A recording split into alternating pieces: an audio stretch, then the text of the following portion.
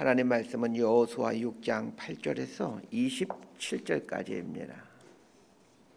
여호수아 6장 8절에서 27절까지 말씀입니다.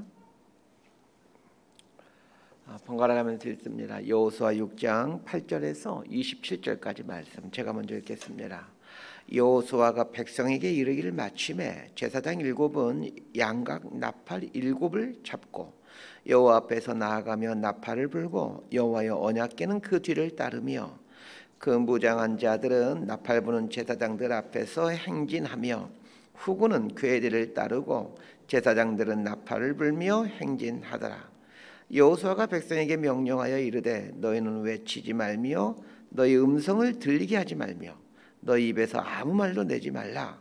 그리하다가 내가 너희에게 명령하여 외치라 하는 날에 외칠지니라 하고 여호와의 궤가 그 성을 한 번 돌게 하고 그들이 진영으로 돌아와서 진영에서 자니라.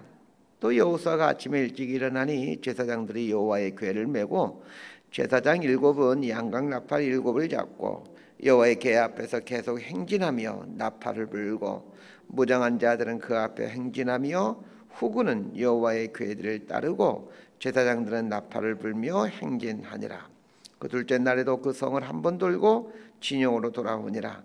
엿새 동안을 이같이 행하니라. 일곱째 날 새벽에 그들이 일찍 일어나서 전과 같은 방식으로 그 성을 7번 도니 그 성을 7번 돌기는 그날뿐이었더라. 7번째 제사장들이 나팔을 불 때에 여호수아가 백성에게 이르되 외치라. 여호와께서 너희에게 이 성을 주셨느니라. 이 성과 그 가운데 있는 모든 것은 여호와께 온전히 바치되 기생 랍과 그 집에 동거하는 자는 모두 살려주라. 이는 우리가 보낸 사자들을 그가 숨겨 주었음이니라. 너희는 온전히 바치고 그 바친 것 중에서 어떤 것이든지 취하여 너희가 이스라엘 진영으로 바치는 것이 되게 하여 고통을 당하게 되지 아니하도록 오직 너희는 그 바친 물건에 손대지 말라. 은금과 동철 기구들은 다 여호와께 구별될 것이니 그것을 여호와의 곳간에 드릴지니라 하니라. 이에 백성은 외치고 제사장들은 나팔을 불매 백성이 나팔 소리를 들을 때에 크게 소리질러 외치니 성벽이 무너져 내린지라. 백성이 각기 앞으로 나아가 그 성에 들어가서 그 성을 점령하고 그 성 안에 있는 모든 것을 온전히 바치되 남녀노소와 소와 양과 나귀를 칼날로 멸하니라. 여호수아가 그 땅을 정탐한 두 사람에게 이르되 그 기생의 집에 들어가서 너희가 그 여인에게 맹세한 대로 그와 그에게 속한 모든 것을 이끌어내라 하매 정탐한 젊은이들이 들어가서 랍과 그의 부모와 그의 형제와 그에게 속한 모든 것을 이끌어내고 또 그의 친족도 다 이끌어내어 그들 이스라엘의 진영 밖에 두고 우리가 그 성과 그 가운데 있는 모든 것을 불로 사르고 은금과 동철 기구는 여호와의 집 곳간에 두었더라. 여호수아가 기생 랍과 그의 아버지의 가족과 그에게 속한 모든 것을 살렸으므로 그가 오늘까지 이스라엘 중에 거주하였으니 이는 여호수아가 여리고를 정탐하려고 보낸 사자들을 숨겼음이었더라. 27절까지 함께 읽습니다. 여호수아가 그때에 맹세하게 하여 이르되 누구든지 일어나서 이 여리고성을 건축하는 자는 여호와 앞에서 저주를 받을 것이라. 그 기초를 쌓을 때에 그의 맏아들을 잃을 것이요 그 문을 세울 때에 그의 막내 아들을 잃으리라 하였더라. 여호와께서 여호수아와 함께 하시니 여호수아의 소문이 그 온 땅에 퍼지니라. 아멘. 오늘 본문은 여리고성이 무너지는 이야기입니다. 여리고성이 무너지는 사건은 오늘날 교회에서 많이 회자되는 그런 사건이기도 합니다. 이 여리고성이 무너진 이야기와 관련해서 우스갯소리가 있습니다. 어떤 교회에서 이제 담임 목사님이 이제 주일학교 아이들이 하나님 말씀을 얼마나 잘 배우고 있나 확인하기 위해 주일학교에 올라가서 한 아이에게 질문을 했습니다. 얘야, 여리고성을 누가 무너뜨렸니? 그래서 아이가 당황하면서 제가 안 무너뜨렸는데요. 그렇게 말하랍니다. 그래서 목사님이 다시 아이에게 물었습니다. 얘야, 장난하지 말고 여리고성을 누가 무너뜨렸냐니까. 그래서 아이가 목사님, 정말로 제가 안 무너뜨렸어요. 너무 억울합니다 하면서 울기 시작하더랍니다. 목사님이 이제 화가 나서 주일학교 부장 선생님을 불렀습니다. 집사님, 아이들 교육을 어떻게 시키는 겁니까? 제가 저 나계수 학생에게 여리고성을 누가 무너뜨리라고 물으니까 자기가 안 무너뜨리라고 하는데 도대체 어떻게 애들을 교육시키는 겁니까? 목사님께 꾸중을 들은 부장집사님이 이렇게 말하더랍니다. 목사님, 그 개수라는 아이가 장난이 심한 건 맞지만 거짓말하는 아이는 아닙니다. 그 애가 안 무너뜨리다 가면 그의 말이 맞을 겁니다. 이렇게 말하더랍니다. 어떤 교회나 어떤 선교단체에서는 아마 그 여리고 프로젝트, 아마 이런 이름을 아마 들어본 적 있을 겁니다. 그 여리고 프로젝트라는 이름을 붙여서 행사들 진행하곤 합니다. 그 여리고성이 난공불락의 성이었지만 결국에는 무너뜨렸다라는 것을 감안해서 교회에서는 어떤 큰 어려운 일들을 해결하기 위해서 여리고 프로젝트 이런 이름을 붙여서 그걸 놓고 기도하기도 하고 그런 어떤 프로젝트를 진행하기도 합니다. 어떤 선교 여행 같은 데를 가보게 되게 되면 땅받기를 하면서 기도하는 일을 종종 하는데 그건 역시 오늘 본문을 그 배경으로 하고 있습니다. 자, 8절과 9절 말씀, 여호수아 6장 8절과 9절 말씀 함께 보도록 합니다. 시작. 여호수아가 백성에게 이르기를 마침에 제사장 7은 양각 나팔 7을 잡고 여호와 앞에서 나아가며 나팔을 불고 여호와의 언약궤는 그 뒤를 따르며 그 무장한 자들은 나팔 부는 제사장들 앞에서 행진하며 후군은 궤대를 따르고 제사장들은 나팔을 불며 행진하더라. 이스라엘 백성들이 여리고성을 무너뜨리게 되는데 전쟁을 통해서 무너뜨리는 게 아니라 성을 돌므로 여리고성을 무너뜨립니다. 이스라엘 백성들이 여리고성을 도는 그 순서를 잘 보셔야 됩니다. 가장 앞에는 무장한 군사가 있고 그 다음에는 7 제사장이 양각 나팔을 잡고 뒤따르고 있고 그 뒤에는 또 제사장들이 하나님의 언약궤를 메고 따르고 있고 그 뒤에 또다시 또 무장한 군사가 따르고 있습니다. 자, 이 행진의 순서를 잘 보시면 맨 앞그룹에 군사들이 있고 가운데 언약궤가 있고 또 뒷부분에 군사가 있다는 것을 알게 됩니다. 자, 뭘 중심으로 이스라엘의 군사들이 배열되어 있는지를 보시길 바랍니다. 하나님의 언약궤, 즉 하나님 말씀을 중심으로 앞뒤로 이스라엘 군사들이 배열되어 있다라는 걸 알게 됩니다. 언약궤를 맨 제사장들 바로 앞에 7 양각 나팔을 든 7 제사장이 앞서갑니다. 7 양각 나팔은 신호를 보내기 위한 도구입니다. 하나님의 언약궤 앞에 7 양각 나팔을 부는 제사장이 있다라는 것은 하나님께서 말씀하시면 나팔을 불어서 이제 명령하기 위함이었습니다. 그렇다면 여리고성을 돌고 있는 이스라엘 백성들의 행군 배치만 보더라도 또 많은 의미들을 찾아낼 수 있습니다. 하나님 말씀을 중심으로 온전히 순종하겠다라는 결단입니다. 하나님께서 여리고성을 무너뜨리시죠. 그런데 이 여리고성이 무너지는 사건 밑바탕에 이스라엘 백성들의 순종에 대한 각오가 있다는 것을 보셔야 됩니다. 하나님 말씀에 순종할 각오를 하고 있을 때 여리고가 무너지게 되는 것이지 그 땅을 밟는다고 여리고성을 삥삥 돈다고 여리고성이 무너지는 것이 아닙니다. 오늘 본문을 보면서 이제 7이라는 숫자가 반복해서 나오는데 7명의 제사장이 7개의 나팔을 불고 있고 7일 동안 여리고성을 돌고 또 7일 때는 7바퀴를 돕니다. 히브리어에서 7이라는 숫자는 완전수입니다. 또한 7이라는 숫자는 하나님과 관련된 숫자입니다. 여리고성을 무너뜨린 분은 하나님이시지만 그러나 하나님으로 하여금 여리고성을 무너뜨리도록 한 것은 이스라엘 백성들의 온전한 순종임을 아셔야 됩니다. 온전한 순종이 하나님으로 하여금 일을 하시게끔 만들어갑니다. 두 번째로 살펴봐야 할 것이 있습니다. 이스라엘 백성들이 7일 동안 여리고성을 돌게 되는데 중요한 원칙이 있습니다. 침묵입니다. 여기서 질문을 던져야 됩니다. 왜 7일 동안이나 여리고성을 돌아야 되는가입니다. 만약 이스라엘 백성들이 한 바퀴만 돌았다면 하나님이 여리고성을 무너뜨릴 수 없으신가? 이런 질문이 생깁니다. 한 바퀴만 돌아도 아니 한 바퀴를 돌지 않아도 하나님은 여리고성을 충분히 무너뜨릴 수가 있는 전능하신 분이십니다. 그럼에도 불구하고 왜 이스라엘 백성들을 7일 동안 돌라고 하셨던 것일까? 그 이유를 생각해 보셔야 됩니다. 그 이유는 이 침묵 명령에서 찾아낼 수 있습니다. 하루만 돌게 하지 않고 7일 동안에 돌게 하신 것은 순종이 무엇인지를 말해주기 위함입니다. 이 순종이라는 말을 깊이 묵상하면 순종에는 오랜 순종 이런 의미가 포함되어 있습니다. 순종이란 말에는 잠깐이라는 의미는 들을 수가 없습니다. 진짜 순종은 오랜 순종입니다. 그런데 오랜 순종이 가능하기 위해서는 침묵이 필요합니다. 성도들의 신앙생활하는 모습을 보면 금방 구별되는 게 있습니다. 말이 많은 사람은 잠깐은 순종할 수 있으나 오랜 순종을 하지 못합니다. 한결같은 사람들을 한번 보시길 바랍니다. 말이 많지 않습니다. 왜 그럴까요? 순종은 말로 하는 것이 아니라 삶으로 하는 것이기 때문입니다. 꼭 기억하시길 바랍니다. 순종은 오랜 순종이라는 것을 말합니다.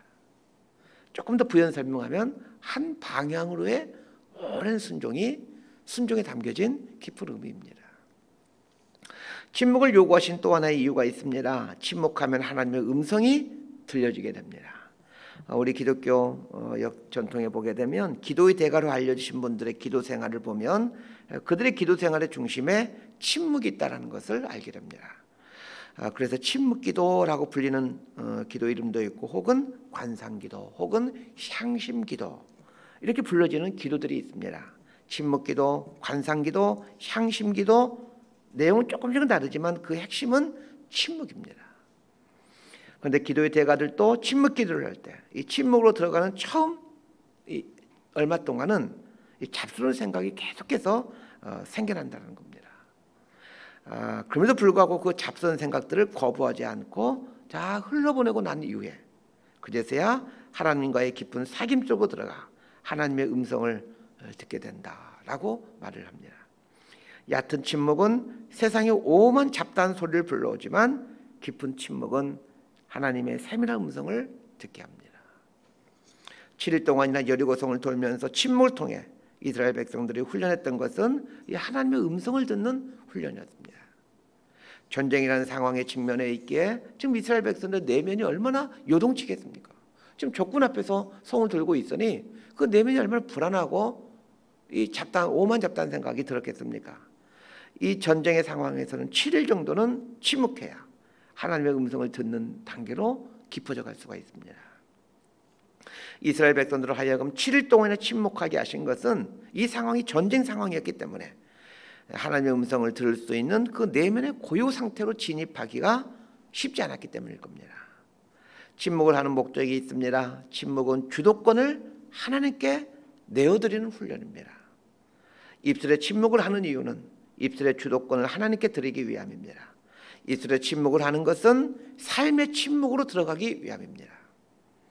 입술의 침묵을 통해 손과 발이 침묵하는 단계로 들어가고 의지가 침묵하는 단계로 들어가고 또 감정이 침묵하는 단계로 들어갑니다.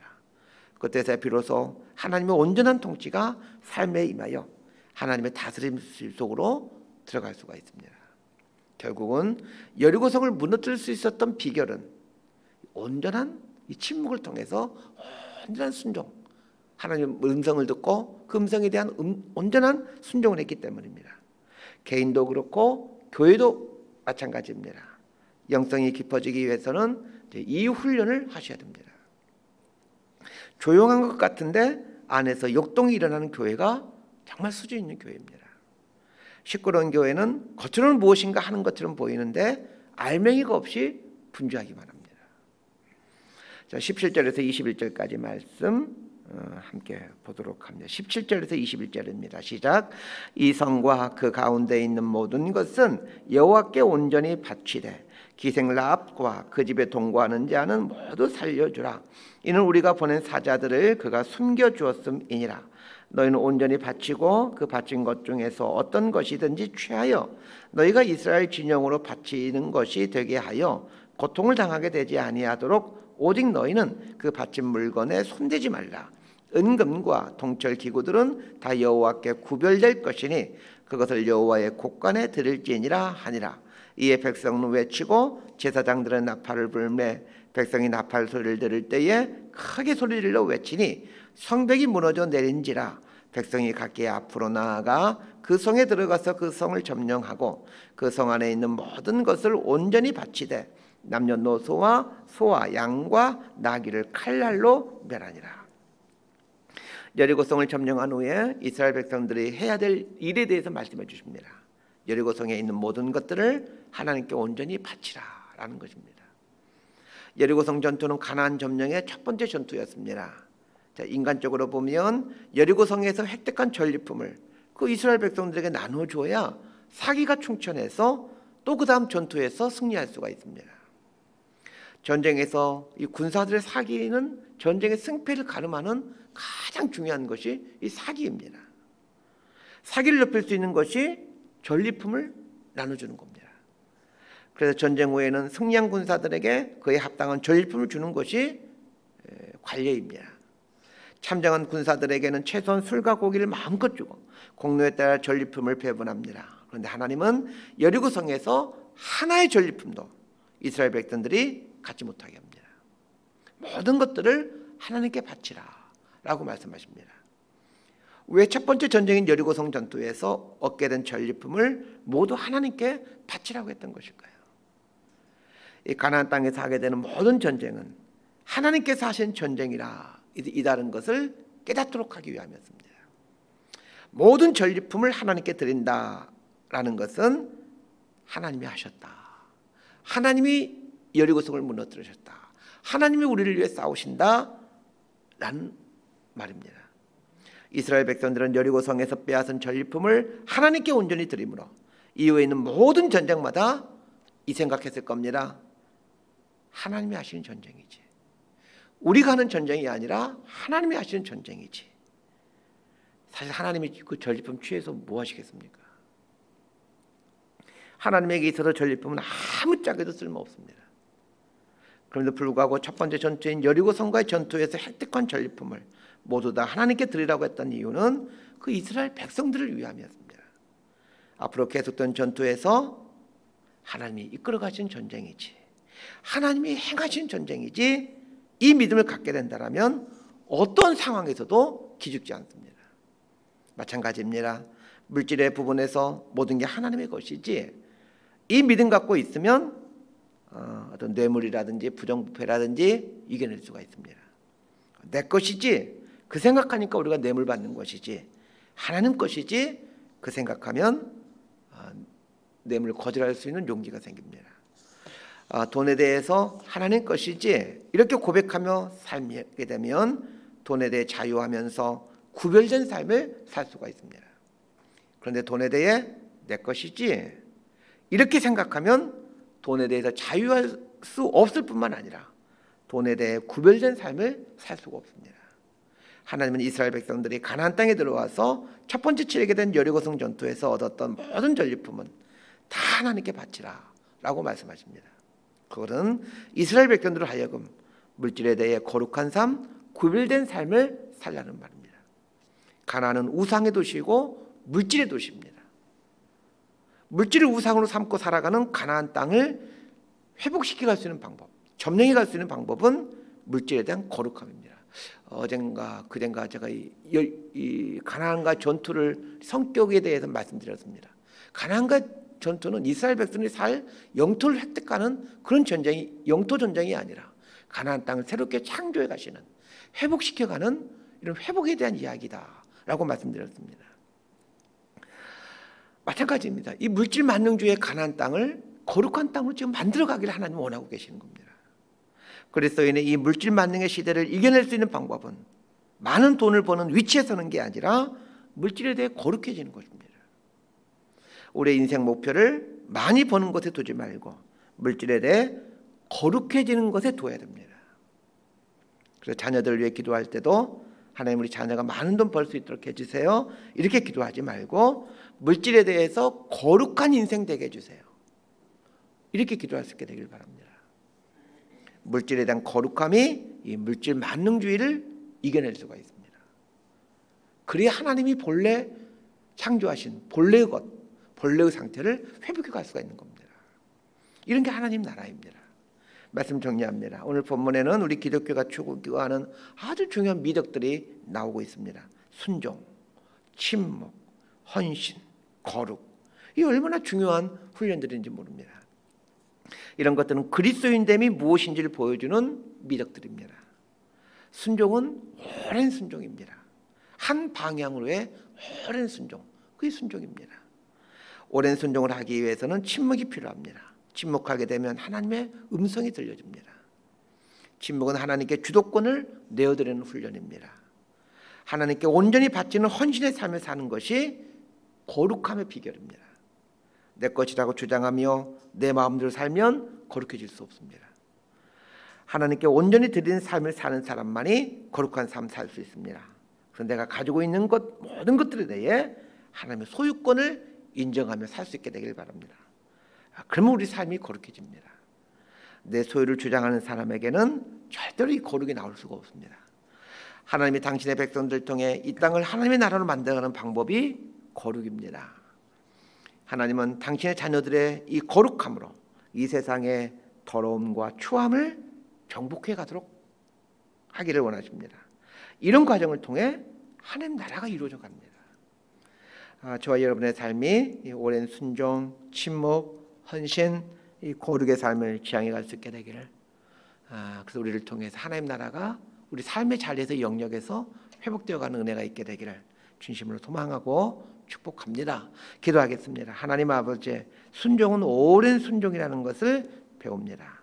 한결같은 순종으로 하나님 뜻 이루어가는 믿음의 사람이 되게 하시고, 입술의 침묵에서 삶의 침묵으로 들어가 하나님께 주도권을 내어드리며 살아가는 하나님의 백성이 되게 하여 주옵소서. 내 소유권을 주장하는 탐욕의 삶을 살지 않게 하시고, 모든 것이 하나님께로 와서 하나님께로 갈 것이기에 하나님의 소유임을 고백하며 거룩한 삶, 구별된 삶을 살아가는 저희들 되게 하여 주옵소서. 예수님 이름으로 기도드리옵나이다. 아멘.